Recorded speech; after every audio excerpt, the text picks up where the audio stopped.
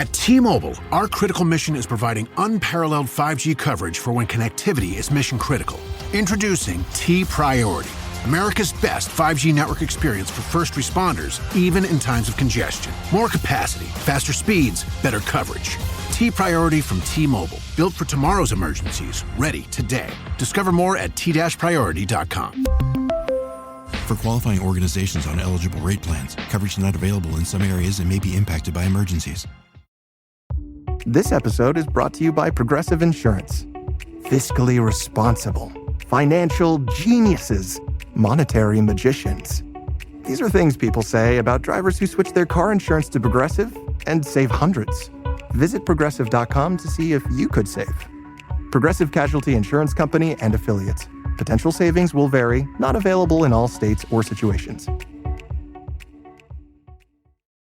The PC gave us computing power at home, the internet connected us, and mobile let us do it pretty much anywhere. Now generative AI lets us communicate with technology in our own language using our own senses. But figuring it all out when you're living through it is a totally different story. Welcome to Leading the Shift, a new podcast from Microsoft Azure. I'm your host, Susan Ettlinger. In each episode, leaders will share what they're learning to help you navigate all this change with confidence. Please join us. Listen and subscribe wherever you get your podcasts.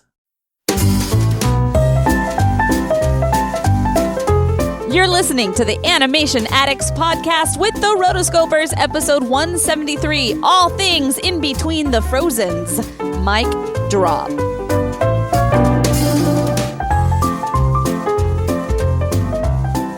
Welcome to the Animation Addicts podcast with the Rotoscopers, Disney, DreamWorks, Pixar, Don Bluth, and everything in between.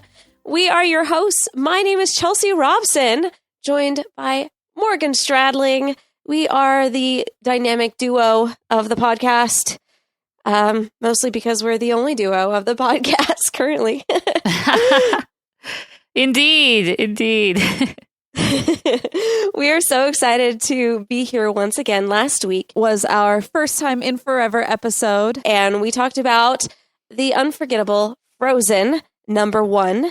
And in preparation for Frozen 2 that is coming out at the end of this month. And this is our episode that we're going to be talking about the shorts.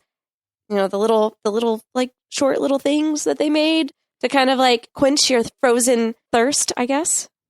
Yeah, short is a very liberal term, I guess. It could be anywhere from a 7 to 8 minute short to a 22-minute short. And we will get all into that in this episode. Just follow the string. I've got big plans. I've got surprises for today. Nothing's gonna get in our way. I've worked for weeks, planned everything within my power. If you are a brand new listener, welcome.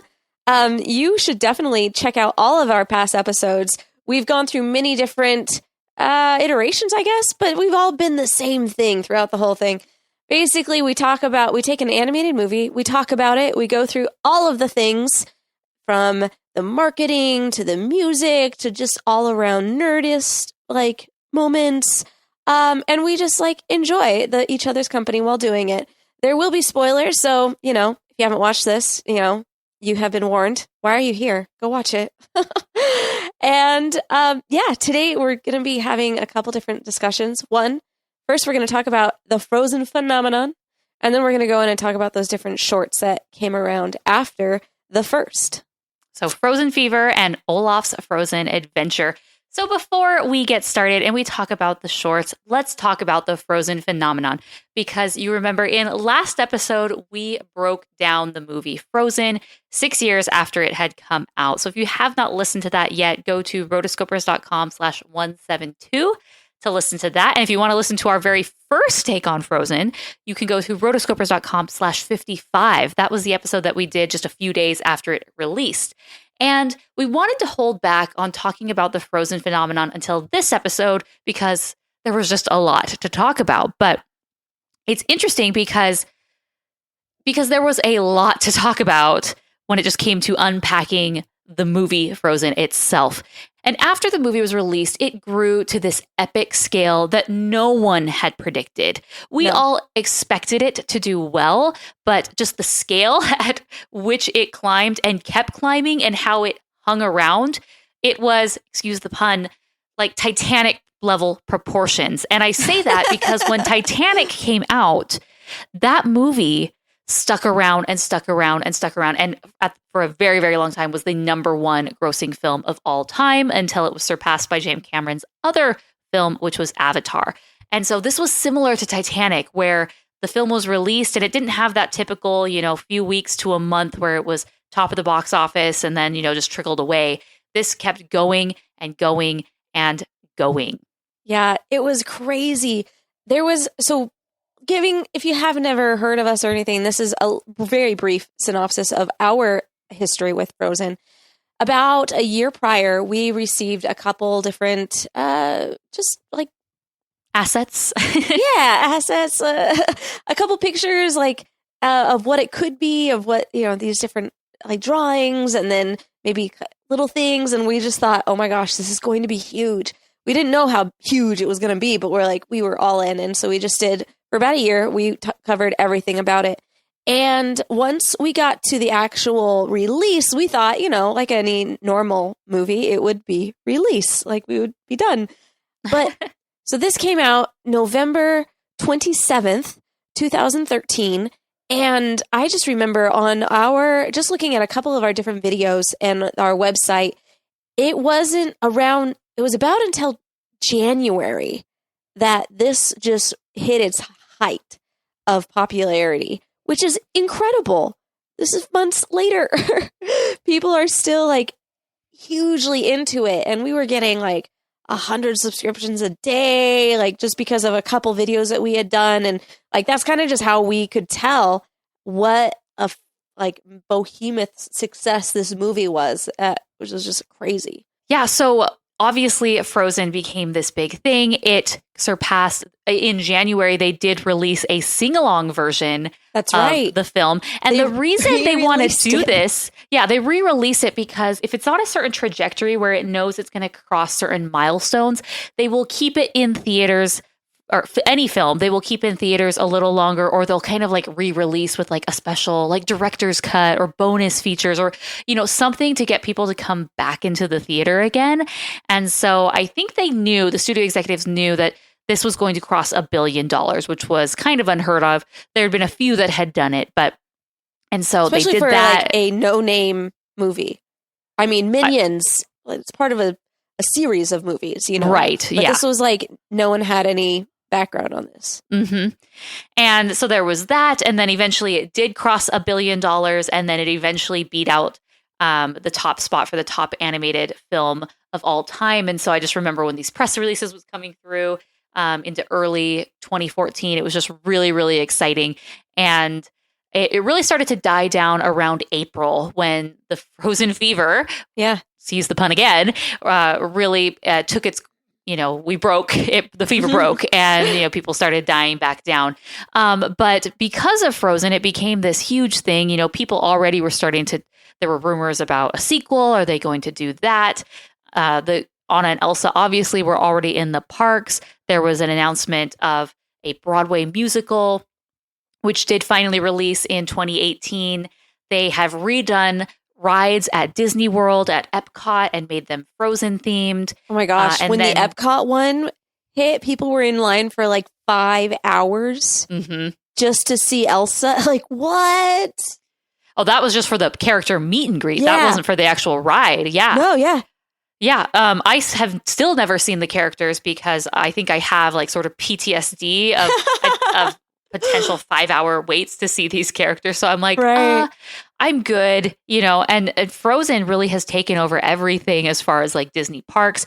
There was a season very quickly, the cliffhanger for season 3 of Once Upon a Time in May 2014 gave the hint that season 4 was going to be Frozen themed. So it wouldn't even have been, a whole year later. By the fall, they already had a Frozen storyline within one of their major series on ABC, which is crazy. So they had an entire series focused on that. They had different, tons of different parades and experiences at the parks that were focused around Elsa and Anna.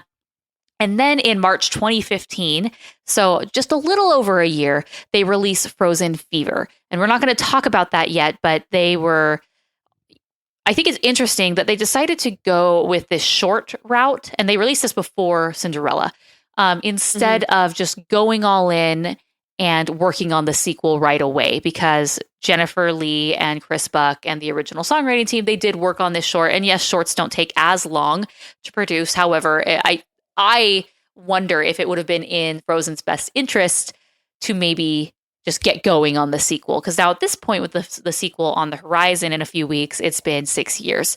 Neither here nor there, just the thought, I'm sure Frozen 2 is going to blow it out of the water, so it doesn't really matter at the end of the day. And then around that same time, the sequel was officially announced in the same day that Frozen Fever came out. They announced that it's going to be Frozen 2. So then we need to talk about. So then there wasn't too much Frozen news. Very much had happened over the next few years. But then before Coco in 2017, they debuted Olaf's Frozen Adventure. Now, Olaf's Frozen Adventure was originally supposed to be a TV special that would air on ABC. And for some reason, they decided to nix that, change it, and just put it in front of Coco. Now, they had done not a good idea. No, we will talk about the effect.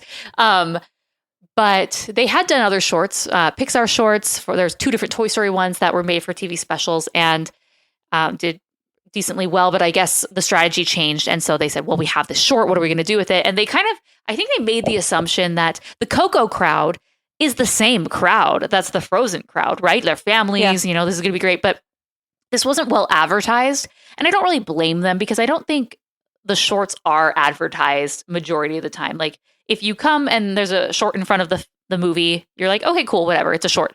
You move on. It's not like, ooh, I'm looking so forward to the short for the general audience, right? Right. And with this one, it was kind of marketed as a short, but it was just a TV special repackaged. So it was 22 minutes long.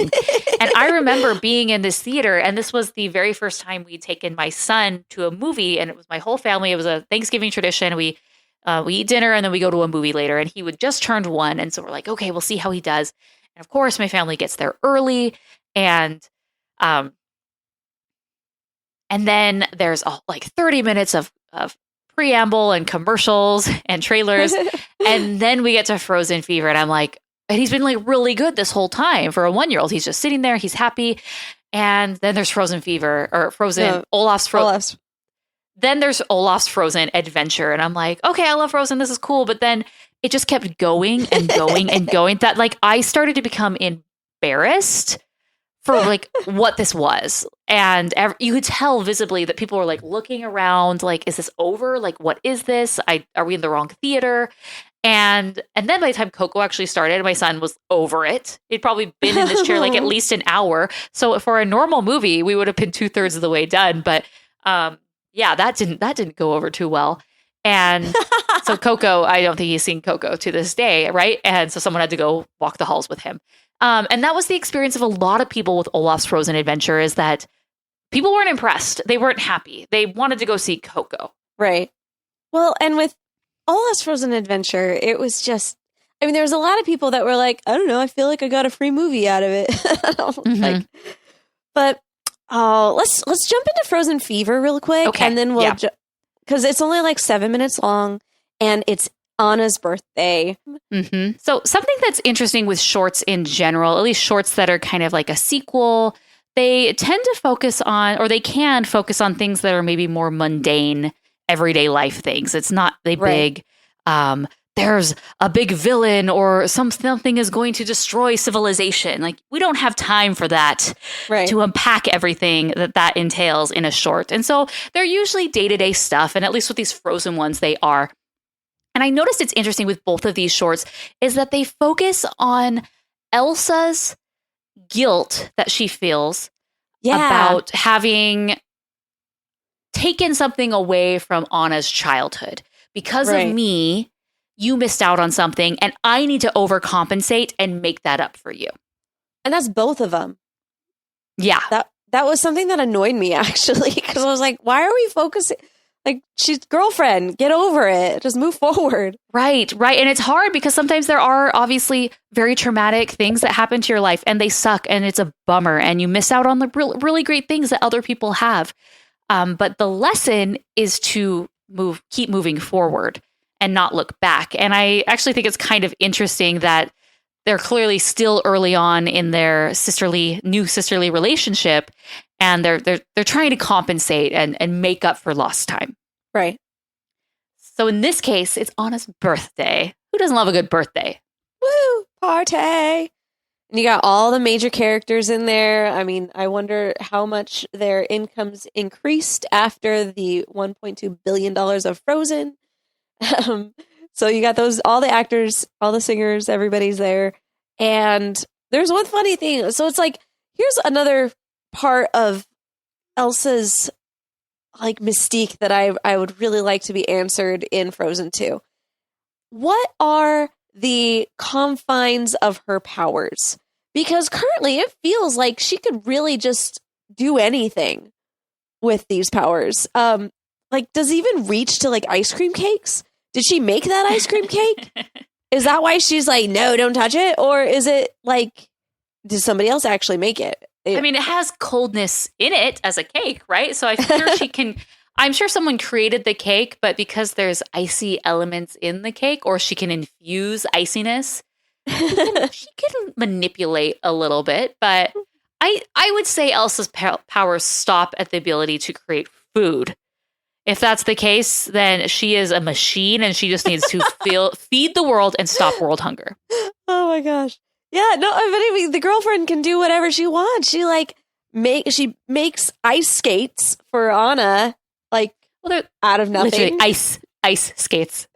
Yeah, but she like makes clothes for not just herself, you know?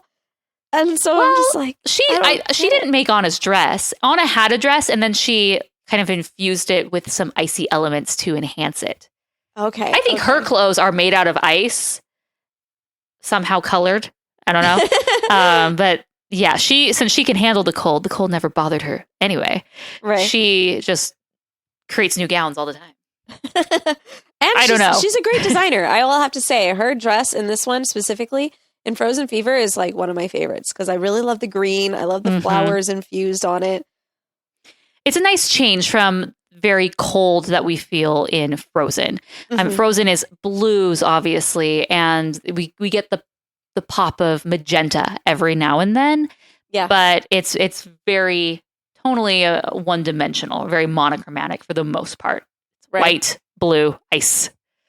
And this, we get greens and pinks and really fun colors and yellow. I love it.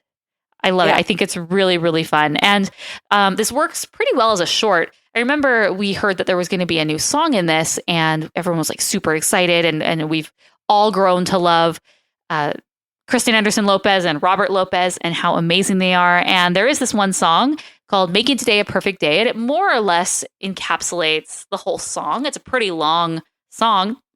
And it's good. It's catchy. It feels like the original movie too. In a way, but on a different level. I don't feel like it's as on par as the other songs. It feels like it's in the same world, but it definitely is a lower tier to me. And it's not one that I want to necessarily... it's okay. It's an okay song. I'll put it... It's catchy. It's much better than the songs in the other short, which we'll talk about, but... it's like they knew, okay, people love Frozen for the songs and they love our like quirky, fun songs. And so let's make another song for this. And I guess one of the problems that I have with this short is, okay, I will admit, I did not actually understand the pun in this title until, or maybe I did and I forgot, but I was sitting on the couch just now watching it with my kids. And it said Frozen Fever. And I was like, oh, I get it. She's sick. 'Cause she's sick and has a fever. Oh my gosh. I can't believe I did not realize that. And so she has this cold and it takes her like down and out very quickly. She has a cold and a fever, but I don't really love the aspect that it's it gets her like punch drunk essentially. Right. And the song as a result has like drunken Elsa singing.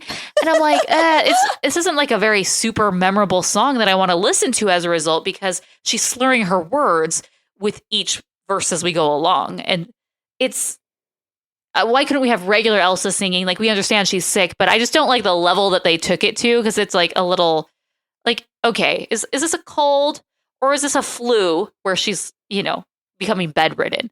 Having like I'm getting over a cold right now, and it was like partially bedridden type moments, so I can understand it, but at the same time I'm like, it was a little over the top, but maybe flus affect her differently because she is magical. Indeed. Yes, she's so magical. It's all so magical. Oh crap, I don't know. Aladdin, it's Jasmine. And she's looking over at all this stuff. I've got like 5 different movies going through my head. I'm like, where is it? Comb through it. Anyway, in general, I really liked it.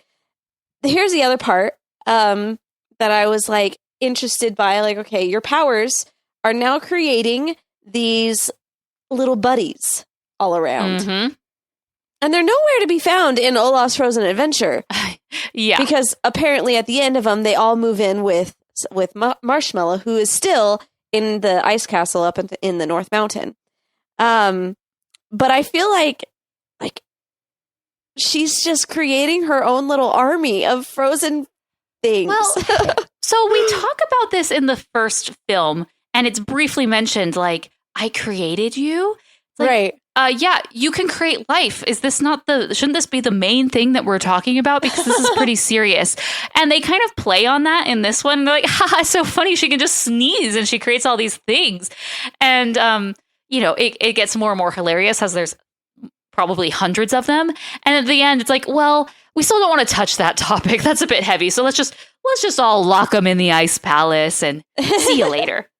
Well, so it's like they like having fun at the idea of this.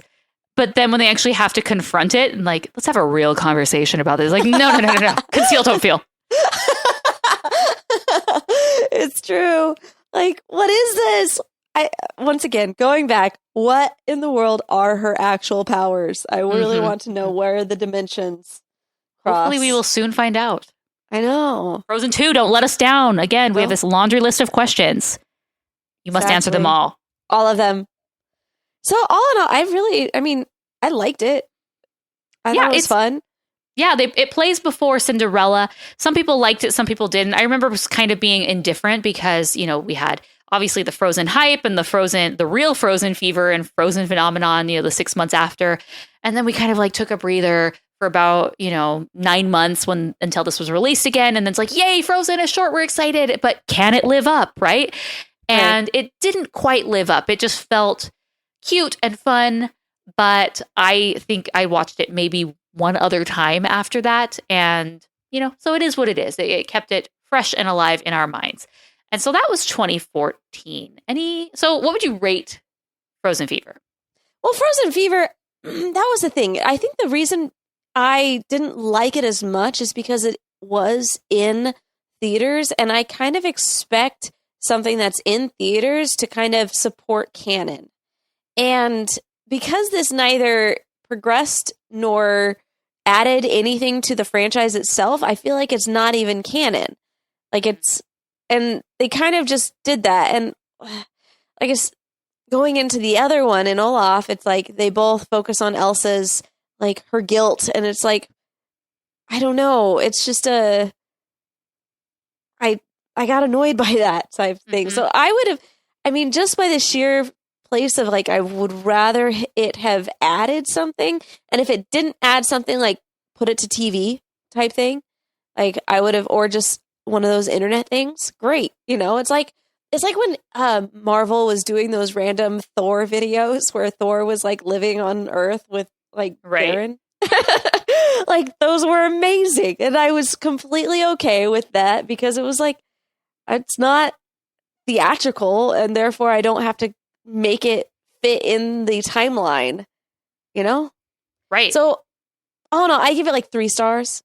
because I now have to put it in the timeline, and I didn't like that part. Yeah. So. I totally agree. 3.5 feels really good to me. My 3.5 is, it's good. I liked it, but it kind of ends there. You know, I don't need to go rewatch it all the time. It doesn't have all these like epic moments. So yeah. So now let's go in to the next piece.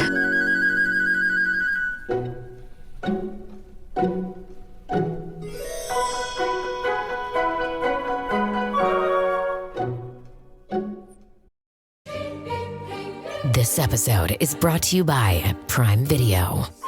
In the small town of Holland, Michigan, nothing is ever what it seems. Behind the tulip festivals and pretty houses lay dark secrets that threaten to tear a marriage apart. Nicole Kidman stars in this darkly twisted thriller about a wife and mother whose quest to uncover her husband's secrets may get her more than she bargained for. Holland, streaming on Prime Video, March 27th. Olaf's Frozen Adventure. So Frozen Fever.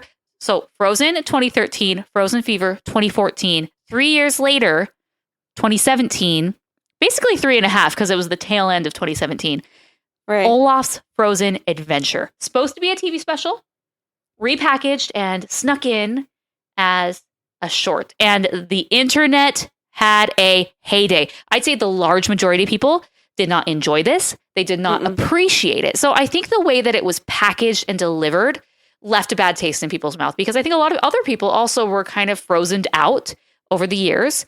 And so if it was a TV special, people would have been able to actively go choose to watch it, right? Yeah. I think if I would have just been able to watch this, I would have tuned in, I would have watched it, I would have recorded it, right? Like I'd be all in.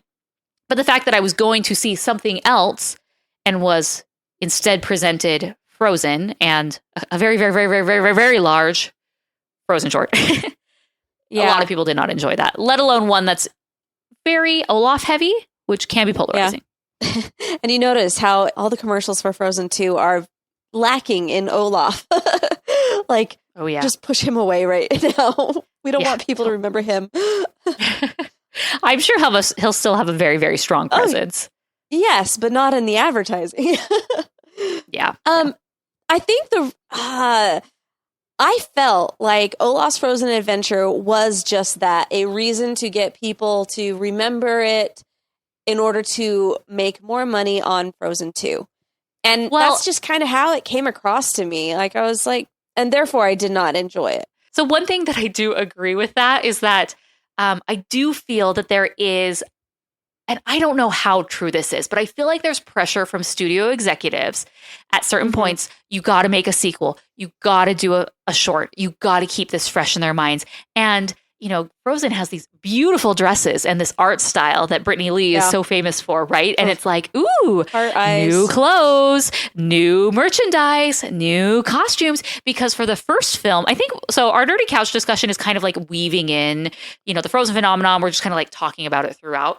But one thing that happened with the original Frozen is that they did not order enough supply to meet the demand of all the Frozen stuff that people wanted for Christmas, the costumes. Like, it was barren shelves for Frozen merchandise. Crazy. And remember, like, things were going crazy on eBay for it. Yes. Yeah. Like costumes going for $200. Like now a Frozen costume's a dime a dozen. I think most average little girl in America has probably like 4. And with Frozen Fever, I definitely remember the Frozen Fever dolls because you could buy the green dress Anna. I mean, she had a green dress before, but you could buy the green dress springy Elsa. Woohoo! Right. And you could get new clothes for your wardrobe and your play kit and for Halloween. And this one, you do not see Elsa wearing her typical dress. You do not see Anna wearing her dress. They have Christmas clothes. And, you know, it's another opportunity to have more clothes. And now that you can see that Frozen 2 is here, I'm sure you've seen at the Disney store or at Target that the clothes and the new dolls are very, very heavily prominent. Like at my Target, there's a giant Frozen kiosk display that's like huge and there's clothes and all these things. And then you go to the actual girls section where you have like t-shirts and things. And, you know, they have Frozen t-shirts, but then they also have like real dresses that you would wear that's not a costume dress that looks like basically like the dress. Does that make sense? Like, it's not a costume, but you're buying a dress for your girl that like is basically like Disney bounding Anna. Like, it's so crazy Right. to me. And so they have definitely made sure that they are well prepared for this launch, that everyone has everything they need for Christmas, because this is their biggest time as far as sales go. Right. So going back to Olaf's Frozen adventure, I must say, talking about the clothes, that dress that Elsa has, that's that velvet, and it's, it's like a crushed velvet or a velvet, and it's like a dark blue, kind of like a muted, has those little sparkle like crystals on it. And the fuzz. Obsessed. I love it. I need it. I want it. You should get like a coat like that. Yeah. Because, I mean, you're not really going to be wearing the dress everywhere. But if you got a coat that looked like that oh, heavens, I would be wearing that all the time. Mm-hmm. Yeah, I loved all the clothes. And that was, I mean, I love clothes. Like, I just do. I like looking at them. I think they're beautiful. And I have one of the things that I follow on Instagram is like couture dresses and things like that. And so they pop up. I'm like, ooh, that's pretty. And so, yes, this is definitely one of those that I feel like, yeah, I would totally get that. But I just, I don't know. As far as Olaf's Frozen Adventure goes, like, so this one, the whole drama around the whole problem of this is, once again, Elsa is upset with herself that she has ruined Christmas once again. Ruined Christmas because they have no family traditions. All of their family traditions are dead because, well, their parents died and Elsa was stuck in her room for all these years. And so Olaf is like, oh, I need to be the one to help find a tradition for you. And so he's going around and talking to all of the people and asking, like, what are your traditions? And the thing is about this one, that the songs were not done by the original crew. Yes. And I could tell. Now, going to the songs, this is by a new duo, or at least new to us, which is Alyssa Sampsell and Kate Anderson. Now, they are kind of like the girl version, except for not married, of the Lopez's, right? Where they write musical theater. And they'd done a few things before, but this was really one of the biggest things.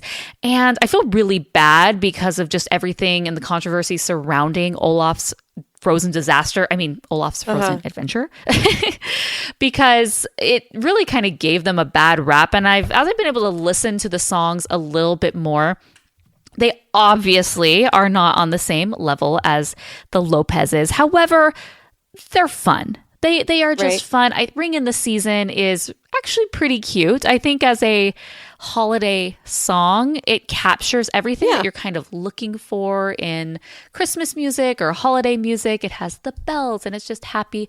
Ring in the season each year. Right. And I have nothing against, like, I felt like the songs themselves were not bad. The Ballad of Flemingrad, you got Jonathan Groff singing that. Ring in the Season, That Time of Year with Josh Gad and everyone. And then When We're Together, Olaf's Frozen Adventure score with Christoph Beck. So nice to have him back. Yeah, so those are the main songs. And it was just like, you could just tell it wasn't the same, though. I mean, yeah, everyone has their like style, and it just wasn't the same. It's weird. I know when I first saw this film, and even when second time I saw this film, I was like, everything is so memorable. I can't remember a single thing. But as I've watched this more, obviously, which will naturally happen, I remember things more. So yeah, I mean, it's fun, it's quick, but really nothing that's going to blow your mind. And I don't think the purpose of Olaf's Frozen Adventure. I think Olaf's Frozen Adventure is just to be fun. Just enjoy it. Hey, Frozen people, you like songs. Here's a few new songs in the mix. Yes, it's not going to be Let It Go, but seriously, let it go. It's not going to be Let It Go. Just enjoy it. Have fun. Enjoy the season. Ring in the season. Yes.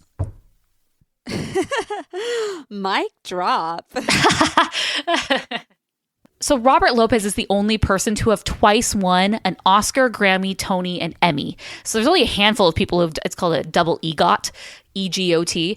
There's only a handful of people who've done that just in general one time, but he is the only person in history to do it 2 times over. I mean, are you freaking kidding me? This guy is a god when it comes to musicals and songwriting. And so for these newcomers to come in, I mean, that's huge, huge shoes to fill. It is. I was reading an article talking about what they were able to do in the audition process and how they were just so excited when they finally found out that they got it. They had to like write some songs as part of this. And what a huge honor. I could only imagine what it was like for these women to get that, and how kind of disappointing at the same time the reception to the short. And as a result, the matter of the short, which would have been the songs too. And they had to have known how criticized they were going to be in trying to fill these shoes. And I have to give them mad props, because I think they really did do as good of a job that they could have done. The songs are good. Like, they're not total garbage. These aren't Return of Jafar type of stuff. I mean, they're really cute. They try to have that Frozen aesthetic and vibe. And I have to give them mad props, because I don't really think that they've gotten enough. Oh, I completely agree. Going back to the thought of, I just feel like if these were placed in a place that was not on theatrical screens, I feel like everyone would have accepted them just as they are, knowing that they weren't canonized on screen in theaters. So that's an interesting topic. You think things that aren't necessarily like theatrical aren't canon? That is not. Or it's just a different level of canon. It's a different level of canon.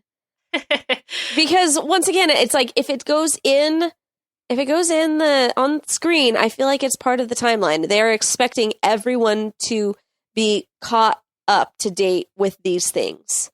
Mm-hmm. And if you're not up to date, it's because it wasn't really part of the on-screen catalog. Mm-hmm. Does that make sense?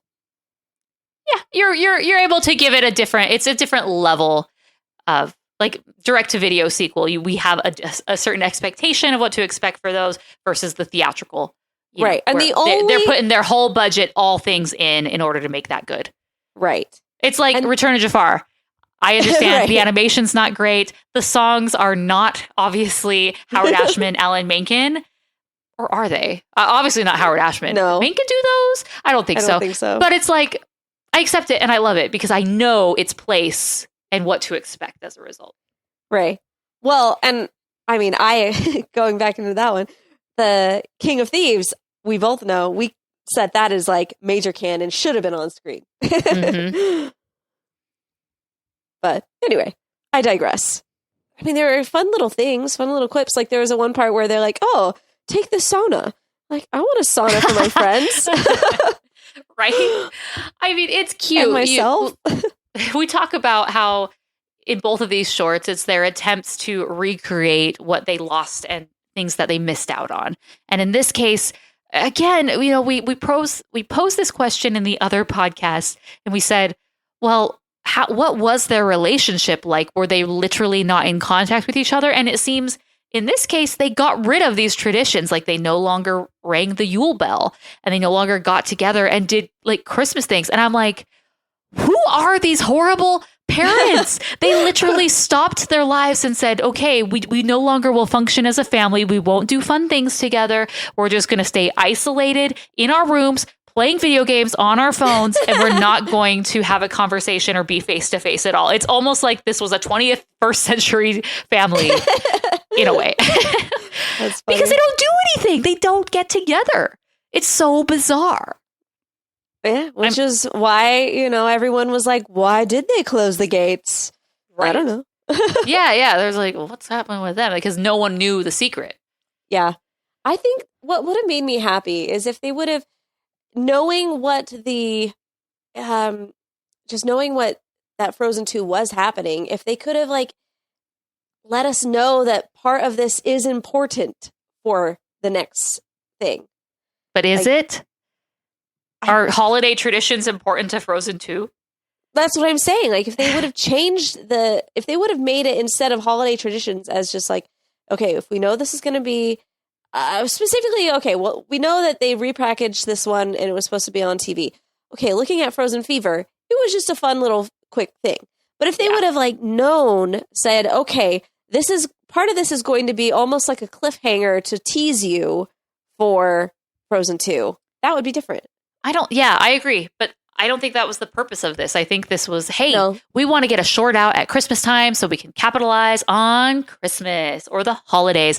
And I think it's so funny in this short is that they keep it very vague. Yeah. That special time of year. Holiday traditions. It's obviously they don't want to call attention to one tradition or holiday religion over another. Yeah, I mean, they had a menorah. So, they have those two major ones, and knowing like, okay, time and place, what traditions would have been in those areas, right, the beginnings of a Christmas tree. And I mean, it's cool. I liked that, like the concept that they were trying to explore of traditions, but it just really felt forced as far as a subject matter. It was like, we need something Christmassy. What's Christmas? What did they miss out on? I feel like this is like always the go-to for like a new story, is like a new short. It's like, okay, so what did they miss out on when it was the gates were closed? What at Christmas did they miss out? Oh, well, they didn't get together. They didn't have these holiday traditions. Okay, great. Let's do holiday traditions, but what are the stakes? I guess they do realize that they had a tradition, and it was that Anna was perpetually being Anna and constantly trying to be in contact with Elsa. And so the tradition just sort of ended up being that every year she would give her a card of Olaf, and Elsa really started to love it and look forward to it. But that's so sad. I know, which was so funny because like, that was the other thing is like Olaf, his attitude on the whole thing really escalated quickly. Like, I'm just going to stay lost. Like, it goes from just being a normal, like, oh, this is just what I'm going to do, to I am totally, completely down in the dumps, and I am not even worth hanging around. I'm going to stay It's not even lost. like no one assigned him this task. So it's not like he let them down. He just kind of like set it upon himself to do something and let himself down. But man, when he's down in the dumps, down in the dumps. That's why I was like, it escalated really quickly. It was funny. Yeah, so, it just wraps up and it's like, oh, well, we do have traditions. Yay. And so what did you think of the part at the very beginning when they ring the Yule log? Not the Yule log. Dong. That would not make a great sound. They ring the Yule bell, and then everyone just starts walking away, and the girls are like, wait, come back. I kind of liked, because that's true. I mean, everyone has their own unique traditions that they do as a family, and it's fun, but it seems like something as big as this, there would be a little bit more like aftermath. It's not like ring the bell, okay, bye. It's like, wait, no, we spent all this time walking down here to the palace, and like, can you at least feed us and give us a buffet and we can mix and mingle? It's like, no, this is the beginning of this. Sorry, I should not bang the table. Like, nope, they ring the bell. I immediately have to go and start on my other traditions, because apparently I have so many traditions. There is no time. I have to start immediately on all of the traditions. Like, right. Okay. Well, and also if you think about it, okay, this castle has been closed for the last 15 years. So they just opened it. I'm sticking around. Like, what you guys going on? It's not exactly. Like I'm like, okay, can I get a tour? It's just funny. Like, I would definitely be, and I mean, come on, there's every party has a moocher that is just there for the free food, and they have like so much free food. Well, yeah, that's true. They did have all that food. It's like they were expecting to have people come and stay, but okay. Have you ever had a party go that bad? Where no one stays and eats my food? I can't think of it. And if I did, it's clearly because I blocked it out, because that's sad. It's so bad. So my parents always talk about how the reason why they don't ever like have gatherings of friends or whatever is because they tried one time, but then nobody showed up. And so they like planned for like 20, 30 people and had all this food out everywhere. And like 2 people showed up and they felt really awkward because they didn't feel like they could leave, because it's like, oh crap. And it's like, because of that, I honestly have like this thing in my head that it's like, okay, I don't throw parties, I have gatherings, and a gathering can consist of anything. And it's kind of like, we'll kind of just potluck it. Like, I have I was not there, but I know their stories enough to like have their fears transferred on me. Mm-hmm. The party. Nobody wants to be a party fail. Definitely not. So that's with that. That's all I got on that. I mean, this is the second time that I had seen the short, and I don't think I have to see it again. I'm going to just go into my review. I have to give it 2.5 stars. Yeah, I agree. It's not that I hate it terribly, but I kind of don't love it. It seems just kind of forced in a lot of ways. And there's nothing really at stake here. And not saying that there has to be huge stakes for a short, because they don't. And this just talks about, hey, we didn't have a family tradition and now we do. But it seems way too long. If this was a normal short, it would have probably been really cute and fine. But that it was just drawn out, and we have about 10 minutes of Olaf going around and singing a song and looking for traditions, and there was just too much for not that big of a payoff.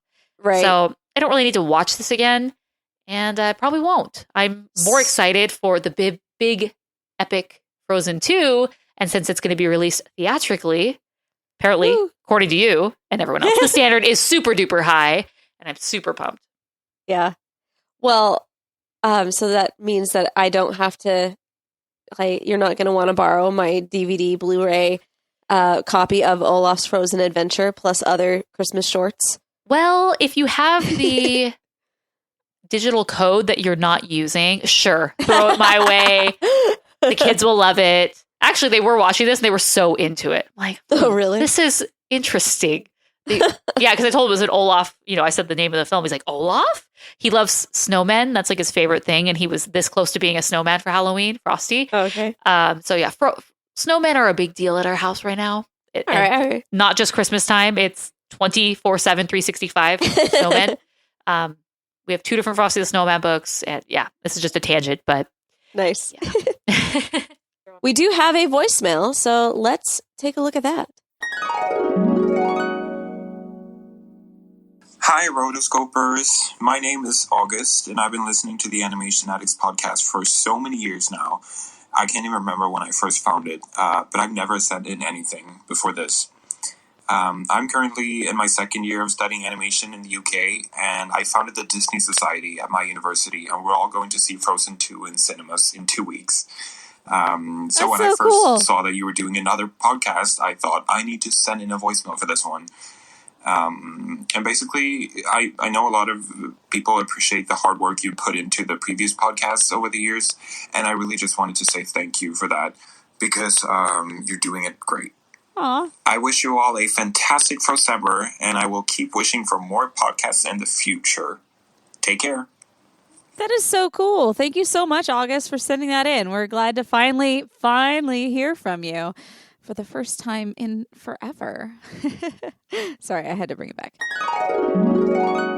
All right, everybody. Thank you so much for listening to this episode of the Animation Addicts podcast with the Rotoscopers. It was fun to talk about Frozen Fever and Olaf's Frozen Adventure, which is the whole reason we are doing this is part of Frozember, and we are eagerly anticipating Frozen 2. It's been 6 years since the original. Hype is strong with this one. I don't think the hype is as big as the original Frozen, just because that was such an unknown. We know what we're getting into. Or maybe we know the world. We're just jaded to it. Yeah. But nonetheless, our next podcast will be the review of Frozen 2. So in advance of that, we're not sure when we will record, but as soon as you get to watch it, send us your voicemail reviews. Send us a voicemail at rotoscopers.com/voicemails, or give us a call at 406-646-6575. Send those as soon as you can, and we will include your reviews in the next episode. Please keep them brief and short, 90 seconds or less. And of course, if you are tweeting about this on social media, use the hashtag #AnimationAddicts. And this is crazy. I think that the past few years, Instagram stories have kind of become a thing. So the way to promote the podcast has totally changed from a while ago. So if you are listening to this, just take a screenshot and share it to your story. Be sure to tag us at Rotoscopers and we will share it as well. Take a picture of you wherever you're listening to the show.